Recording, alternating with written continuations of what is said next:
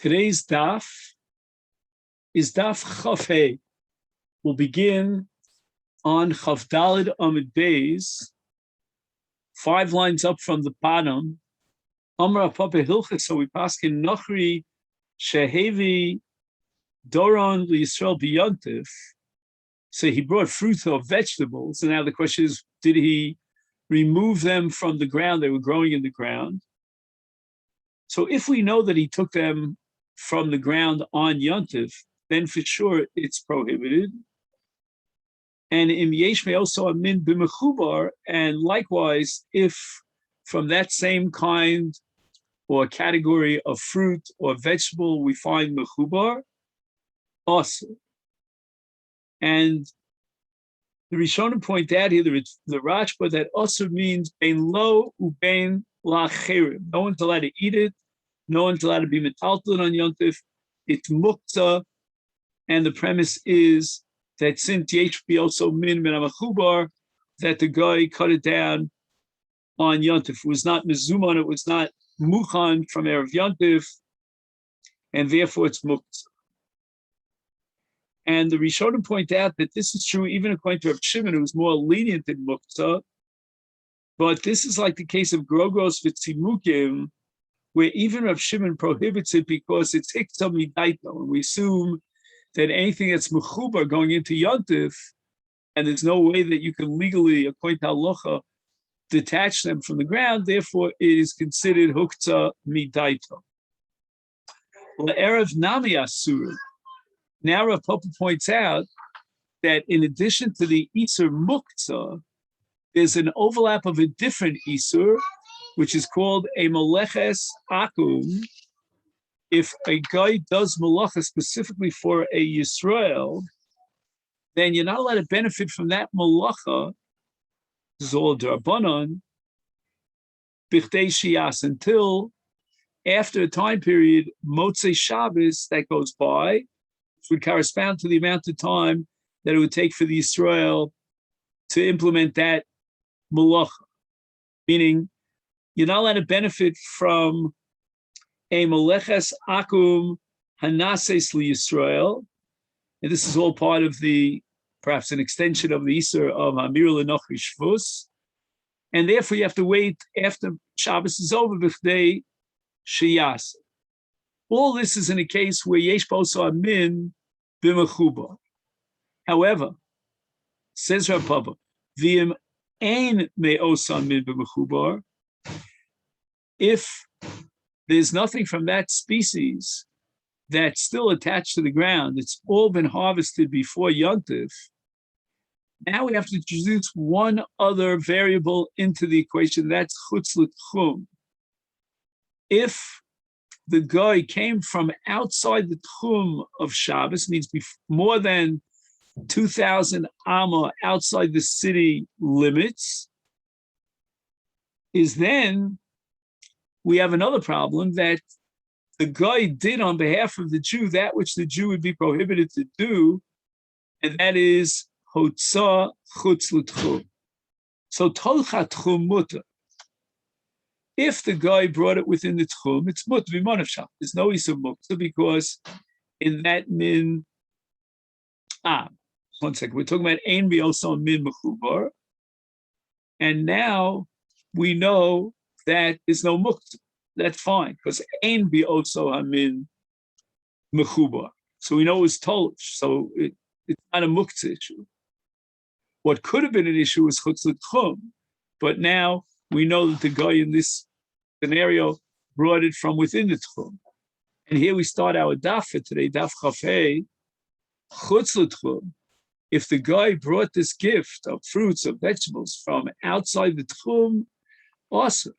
You're not allowed to eat it on Yontif because you're being nene from a meleches Yontif. However, v'habab shvil Yisrael zeh mutar liYisrael acher. If the guy brought it chutz l'tchum on behalf of Ruvain, then Shimon is allowed to benefit from it. Ruvain is not allowed to benefit from it until after b'chtei sheyas. And the reason for this is because the Isur Tchumen In the case of Yontif, it's only the Rabbanon. So the Rabbanon would make you, and they said that if a guy brought Mechutz Tchum on behalf of a Jew, it's only also for that Jew, because of the Gzeira that you might tell the guy to do it on your behalf, but it's not also for any other Jew. So this is a Kula Legabe Isa Tchum Rabbanon, is Lo Echmirubo Kibishar Malacha Doraisa. In other Malachas Doraisa, for example, if the guy did Tlisha on behalf of one Jew, it would be also even to another Jew. That's because the guy violated what would be for a Jew a Malacha Doraisa, but not so in the case of Tchumen, which is not a Malacha, it's only an Isur, and in this case, it's only an Isur Rabbanon. The Rabbanon are going to go as far as to prohibit it on that, vis-a-vis that Jew for whom the guy had brought the Daron Chutzitchu. Amarav Barahun Amarav. Hasocher Amasamayim.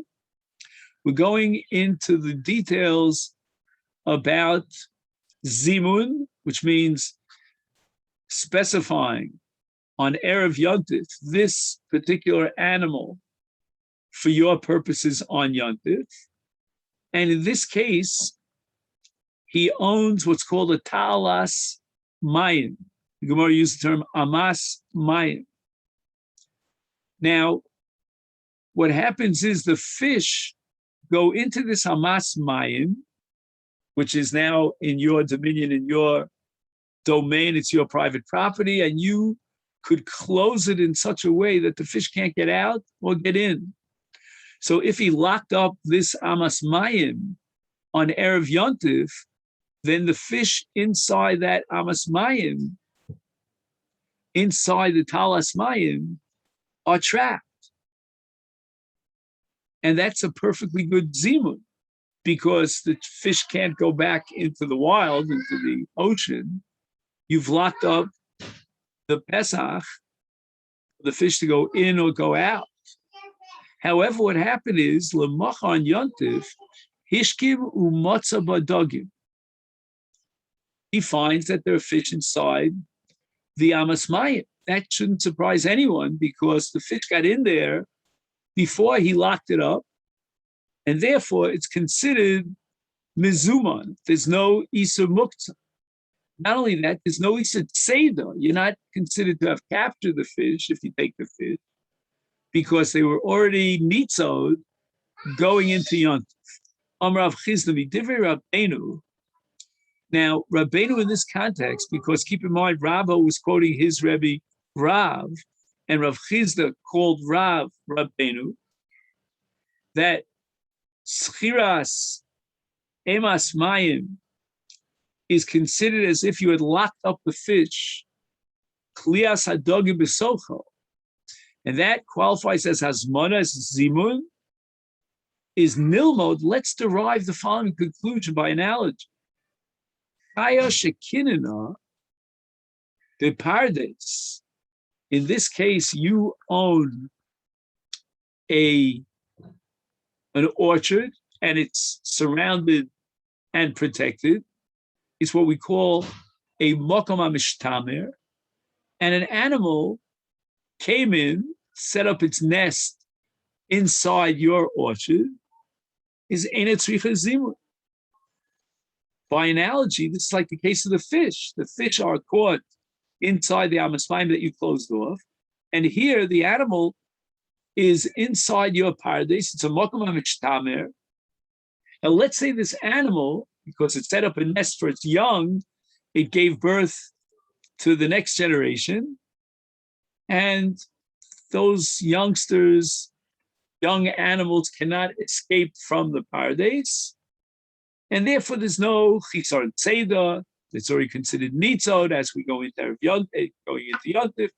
And also, there's no muktzah because there was zimun. Amar Rav Nachman. Rav Nachman's not a happy camper, and he does not appreciate the analogy that Rav Chizda made between the statement of Rav regarding hasocher amas mayim and this case of chaya shekinah b'pardes. And he says, Nofal Chavrin B'Rav Ravasa.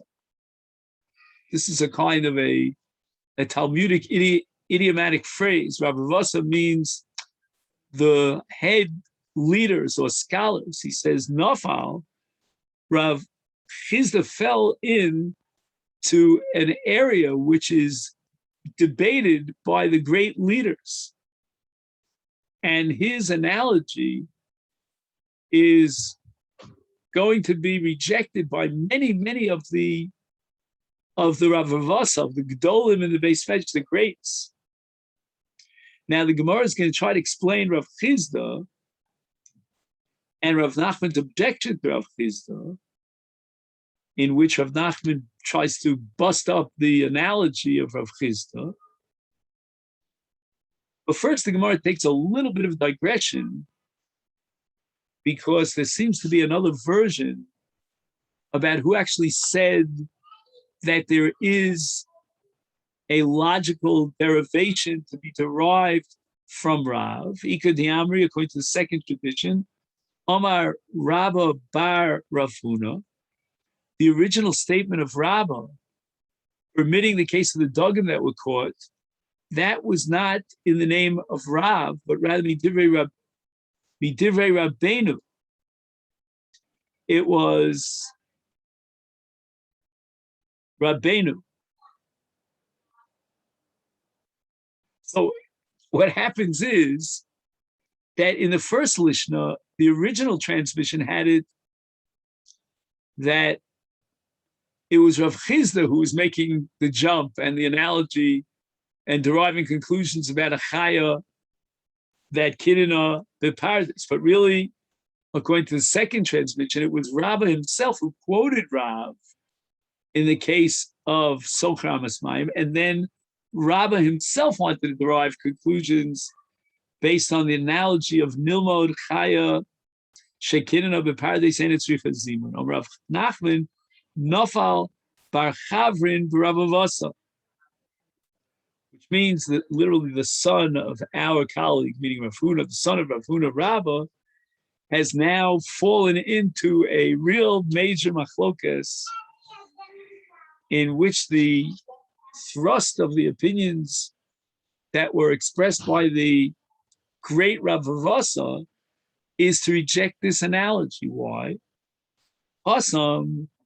In the case of a chaya shekinina beparadis, even though it's a makom hamishtamer, but lo kovid maisa, where was the action of zimun on the part of the owner of the paradise? He left his paradise open in a way that was accessible to the chaya to get in, but he never designated the chaya. Hoch, in the case of Amos Mayim, ka'ovid maisa. After all, he deliberately locked up the gates and the passageways to this Amos Mayim. That itself is a maisa zimun. And it seems that what's at stake here is, do we need a zimun in the chefta? The chefta is already designated, it's mizuman v'yomeh. Or do we need a maisa gavra? He has to be mizamin. If you need a maisa gavra, then there clearly is a difference between the case of Amos Mayim and the case of chayiv shekinina. The Gemara asks the following question: "V'lo boy is zimun," and the Gemara again is asking a kash on Rabbah according to the second lishna, or Rav Papa, Rav Chizda according to the first lishna. But Sadi, we learned in the Beitza chaya shekinina beparadis tzricha lezameh. You see that even though the animal came in, set up its nest in your orchard, which is a makom mishtamer, that's not sufficient. You still need zimun. And that contradicts both Rabbah, according to that lishna, or Rav Chizda, according to that lishna. The Beitza continues, V'tzipar drar. In this context, drar means a very small bird that doesn't have the maturity to fly. And therefore, it's basically trapped. And now you can certainly designate it for use, meaning for shchita on Yontiv. But nevertheless, despite that, the Beitza establishes tzarich likshar b'knofel. You have to take the wings of this tzipar jar, this bird, the small bird, and tie them together. Why? I mean, the bird is not capable of flying. And the answer is we need a zimun. Why? Kidei shelo tischalef be'ima. You might not be able to differentiate between this bird and her mother bird, who's more mature, developed, and is capable of flying, and is mechusar tzeda, even if the child, the fledgling bird, the small bird, the tzipar jar, is already nitzo, but the mother bird is not nitzo. And we're not going to assume that the baby is mizumenes until he actually does an act of tzeda and a dramatic act of zimun, which means tying together the wings of the bird. Vizu, meaning this halacha, edus sheidu mipi shmayev avtalion. Interesting how the Beitza wants to guarantee the reliability of this transmission by putting the stempel of the great Shmayev Avtalion. In any event, we see clearly from this Beitza that you require zimun in the case of Chaya Shekinah Bepardes. And the Gemara says Tufta. At this point, we don't have a way of defending and reconciling neither Rav Chizda or Rabbi Barafona Una with this Beitza. So the Gemara raises the following objection on this Beitza. We have a different Beitza. Umi boy zimun. Do we really require zimun? Vasanya, we learned in another Beitza, Amar Reb Shimon ben Elazar, Modim Beis Shammai Beis Hillel. We have a unanimous opinion, and this goes back to a sugya that starts with the Mishnah Daf Yud, if you might recall, that we learned about 2 weeks ago, and that was with regard to yonim, pigeons. And even Beis Hillel, who are more lenient than Beit Shammai, they allow for nanua. All you have to do is lift up the pigeon, or perhaps it's enough even to declare, this pigeon I'm going to use on Yom Tov tomorrow. Nevertheless, they concede Beis Hillel al shezmina b'soch hakein umotza lifnei hakein shasurim.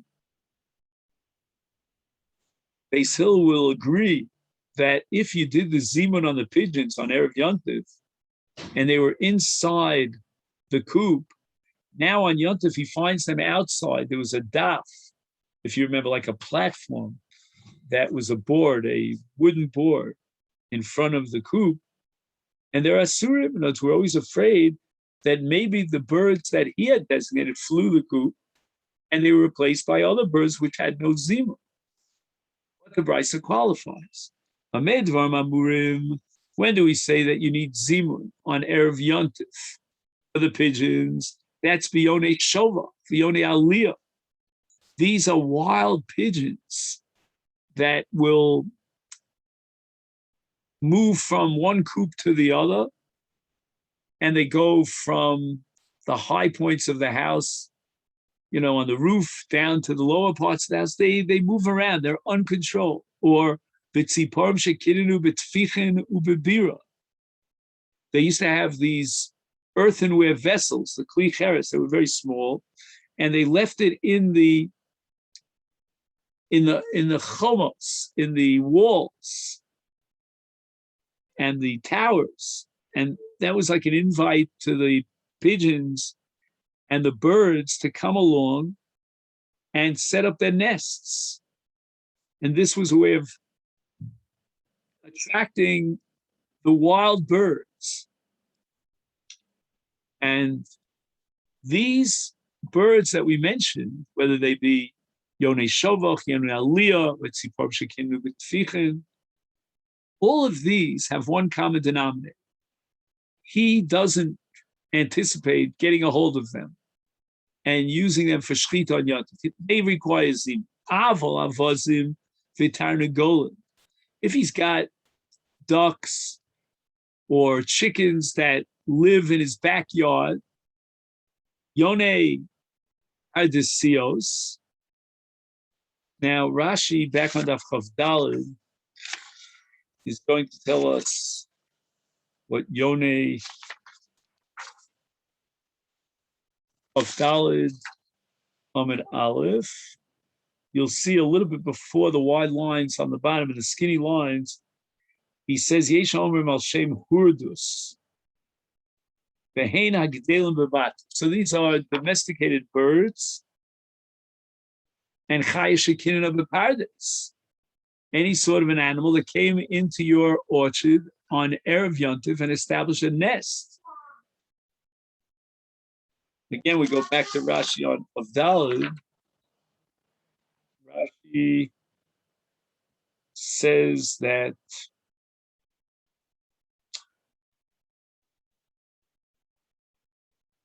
Yone Aliyah, Yone Abarhem, the Shotin Velchulim Bachutz.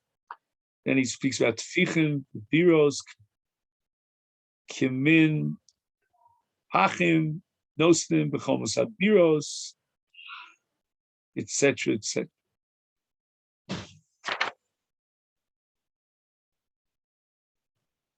Mutarin. In all these cases, it's mutter. You don't need any special zimun. Let me just see if Rashi back in the Daled adds anything.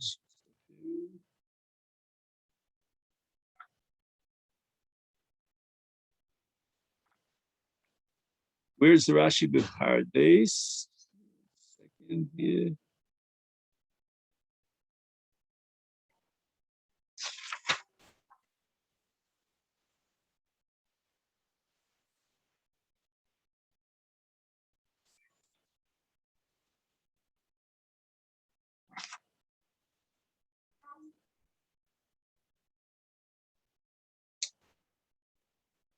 Okay. Anyway, there's a Rashi here, Dima Maskil B'Pardes, which right now escapes me. I'll find it later. But anyway, Rashi points out that these chayos came into the Pardes on Erev Yontif, and the Beitza says, Mutarim v'ein tzrichim zimun. So that would seem to support Rav Chizda and Rabbi Baruch. Then Rav Shimon ben Elazar adds another din as far as zimun, v'tzipar dror, right? Those small birds that we said were not capable of flying. Tzricha lekasher b'knafeha. You have to, on Erev Yontif, tie its wings together because he won't be able to necessarily differentiate between the daughter and the mother. And with regard to gozlos, it says, V'hamakut sharim, if he has birds that he tied their wings together, now he can recognize them on Yontif.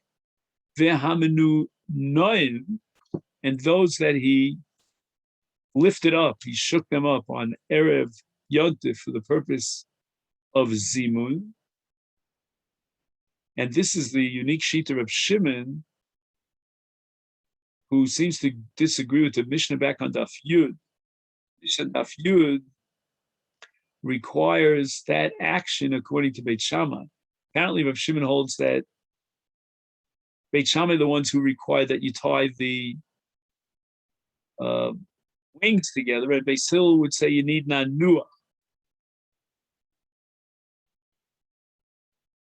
So now, when it comes to Yontif, he recognizes them. These are the birds that he shook. He has like an intimacy, he can recognize them. And he shook them on Erev Yontif with Zimun. And if they're beboros, ubebotiv, ubeshichin, ubemaoros, these are different categories of caves. There are wide caves, there are caves with a smaller opening, there are very deep subterranean caves, all different categories. The case Mutarin. he's allowed to take them on Yontif because they were designated before Yontif. And even though they're in places which are what we call mechuber lekarka, and therefore you might think there's an isur of hishtamshus b'mechuba, which we'll talk about later. No, there's no isur. But the im nimtzim bilonos, if you find them on trees, asurim, then you're benefiting from the tree, which is mechuber lekarka. And then we apply the gzeira of Shemiyala v'yitlosh, that maybe if we allow him to benefit from the Elon, he might climb up the Elon and then grab something that's mechubar and violate Meleches Kotze, which is an Isur Doraisa on Yontif. And once Rav Shimon Elazar mentioned the din of Mekusharim and Menunaim, as far as Yontif, so the Gemara says, V'amekusharim v'amenunaim b'chol makom, even b'makom sheyad harabim sholetes sham, asurim mishum geza. Once he does this action of binding the wings of the bird or shaking the bird, then they become his private property. And even during the weekday, no one's allowed to take them without violating the Isuk Zela. Notice he made a kinyan when he lifted them up. And Hagba is Kona Behefker. In any event, we see from this price one thing clearly, that a chaya shekinin of a paradise does not require zimun. And that's against the original price that we quoted, the edus of Shmaya Vavtalion, that it needs zimun. So to reconcile these, Omer Rav Chizda, Omer Rav Nachman, lo kash. Ha ba, ha be'ima. So the brisa that allows us without zimun is talking about an animal that was born and it's very small. It doesn't have the capability of running away, of escaping. It doesn't need zimun. But that brisa that requires zimun is be'ima. It's already a mature animal that has the capacity to run away. And in such a case, the man didn't have das, that he would use that animal for shechita purposes on Yontif. The Gemara doesn't like this answer. Ima bezimun sagila. What are you talking about? You're implying that in the case of Ima, you don't have das, and it's muktzah. The only issue is that you, when they see a das from, forget about that. You have a much more fundamental issue, and that's tzeda. Bezimun sagila, as if to say that if you had a zimun for Ima, that would be enough. Tzeda mal yusaboy. You would need an absolute act of tzeda. And without Seder, there would be no Zimun. So you'd need the Seder to take place on Erev Yontif. So how could Rav Nachman say, V'ha be'ima, as if to say that in the case of Ima, it's only missing Zimun? And if you had declared on Erev Yontif, oh, I'm going to take from this mother animal, then that would be sufficient. That's not true. It would not be sufficient. You would need Seder. Elam Rav Nachman bar Yitzchak. It's a different Rav Nachman. It's Idi ve'idi. Both brises, bidida, are referring to the child, the little cub, that was born to its mother and doesn't have the capacity to run away, and therefore it doesn't need Seder. All you need is Zimun. Now to reconcile the two brises, one brisa, which allows even without Zimun. In the case of Achaya Shekinah, that's Begina Hasmucha Le'ir. So you have an orchard or a garden that's very close to the outer limits of the urban center.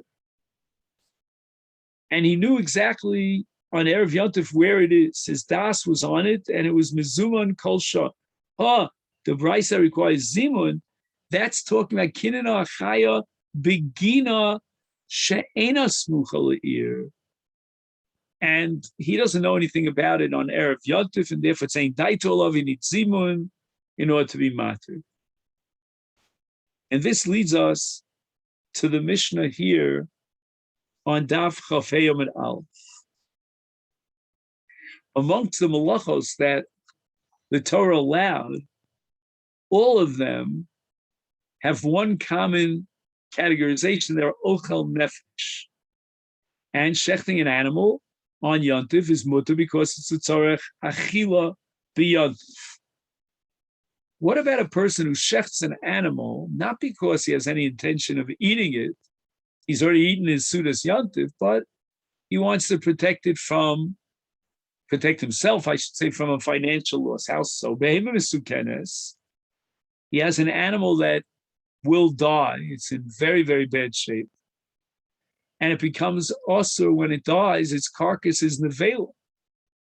He can shecht it now on Yontif, theoretically, and save himself a bomb of money because now its meat is kosher meat. But on the other hand, he already ate his sudas Yontif. So the Tanakama of our Mishnah says, Lo yishchot elim ken yeshahus bayom lechol mimena kizayis tzoli.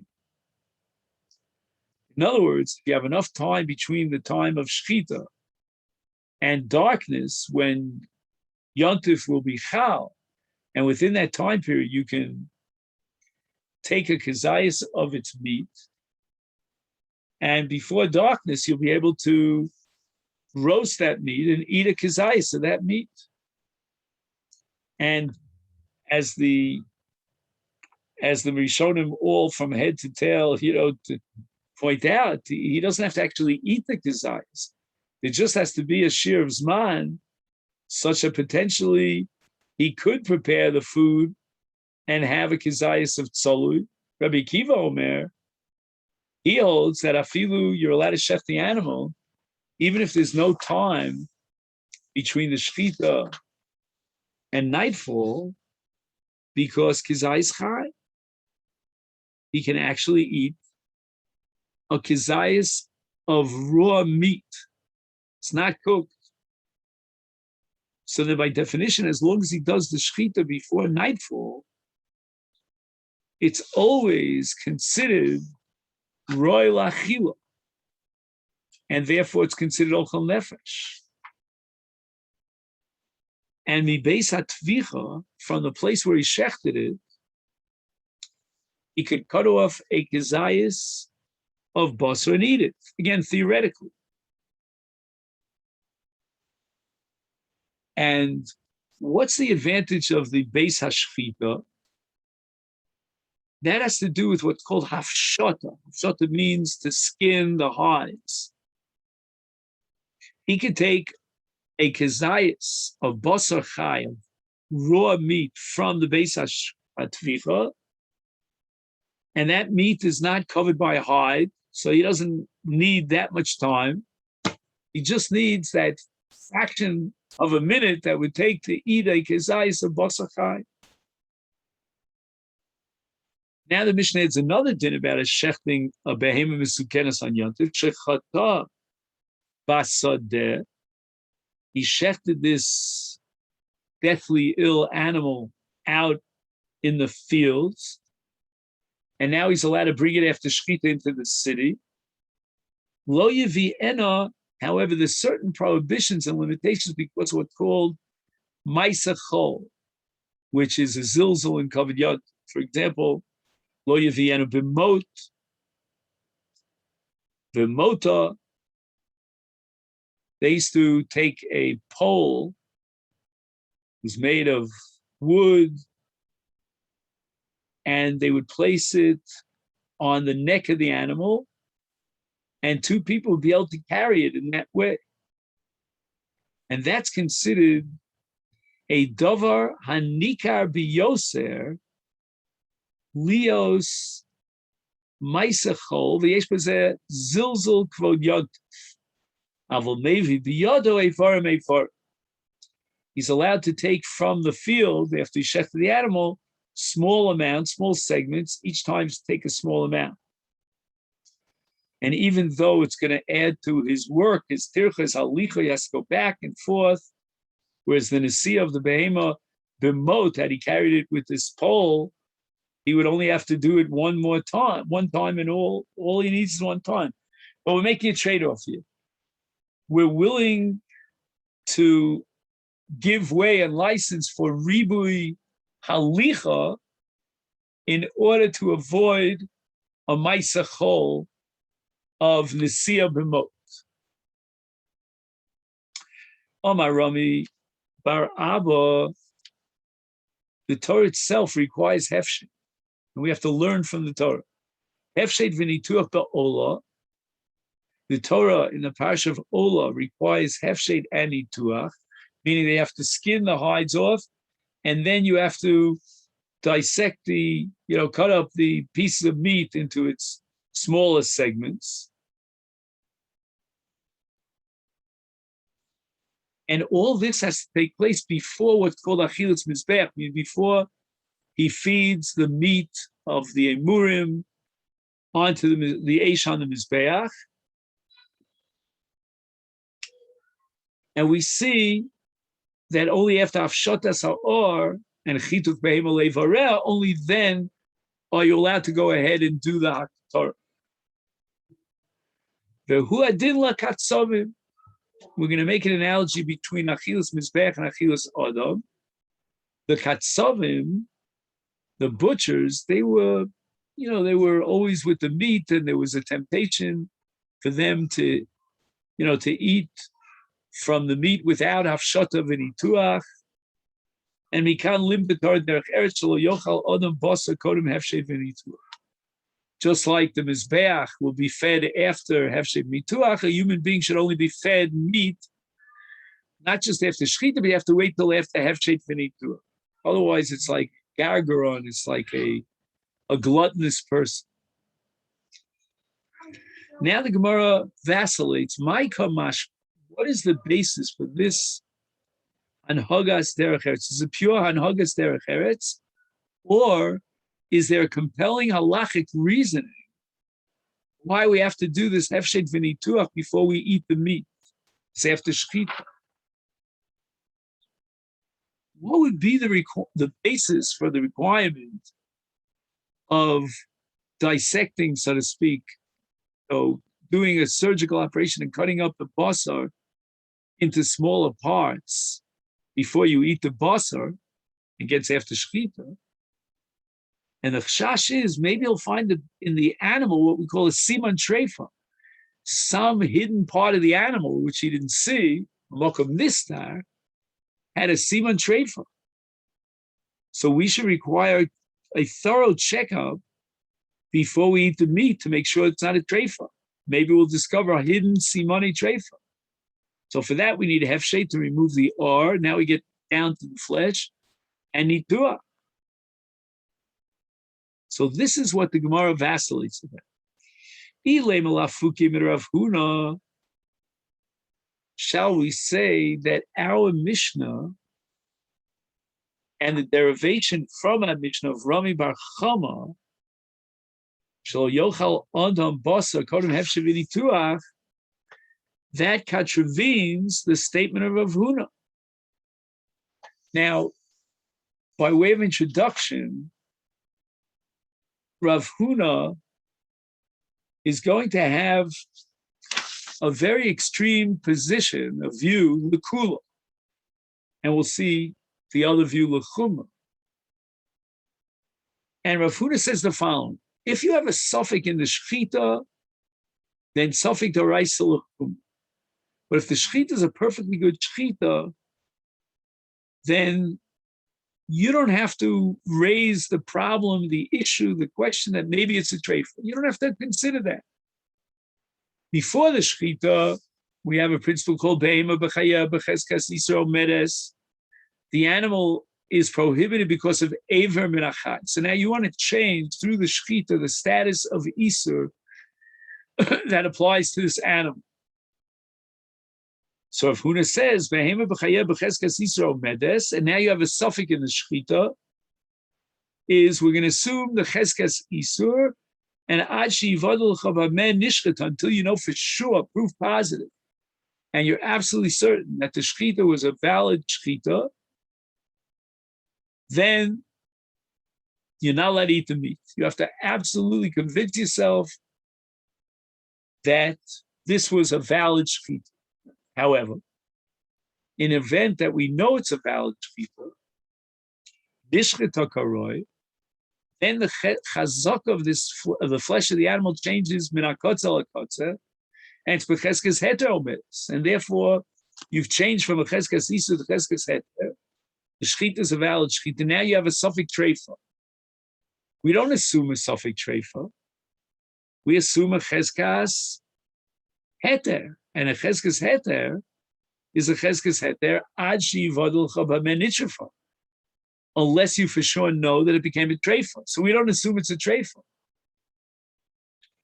Now, Rabbi Bar Chama said that derech eretz you really require nituach before you eat the meat because we're afraid it's a treifa. So obviously, Rabbi Bar Chama is coming to disagree with Rav Huna, because Rav Huna says that we don't have to deal with suffix treifa. We don't have to cut it up into pieces and check for simoni treifa. Maybe we'll discover that it was a treifa.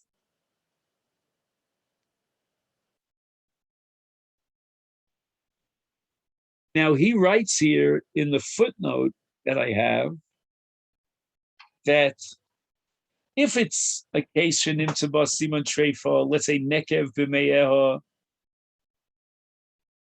then if we have a possibility of tliya, and maybe we could assume that this nekev only came after the shechita, the afshe ein zeh el safik mekom keiman she'ein lo cheskes heter, harei bechlal safek doraisa l'chum.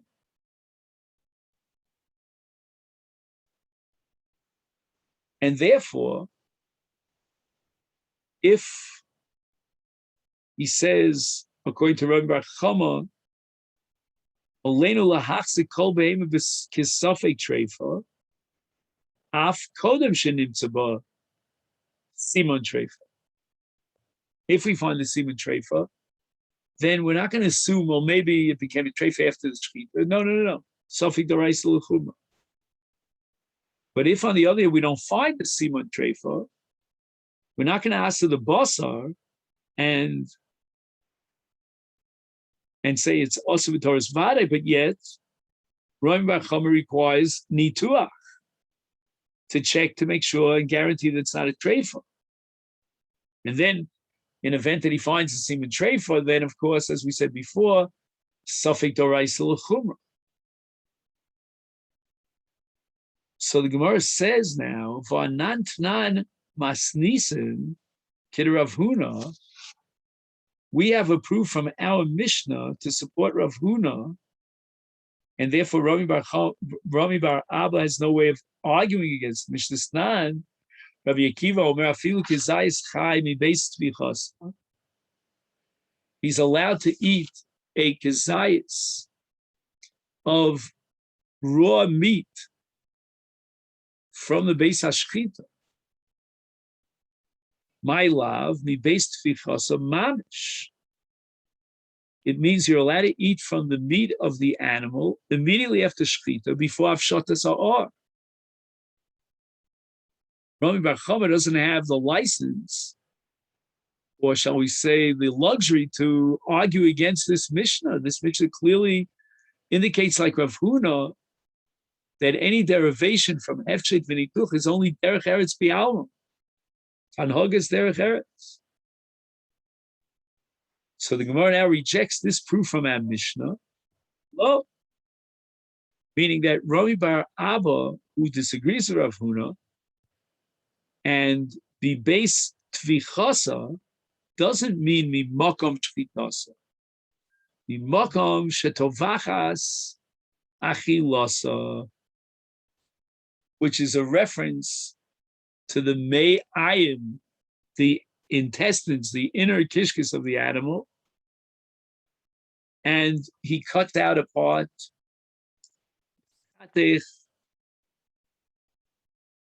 Is Omra Mishnah shetzarch shetia shehus la'achilas kizayis basar li'achar shetenutach habehema the vada sheina treifa.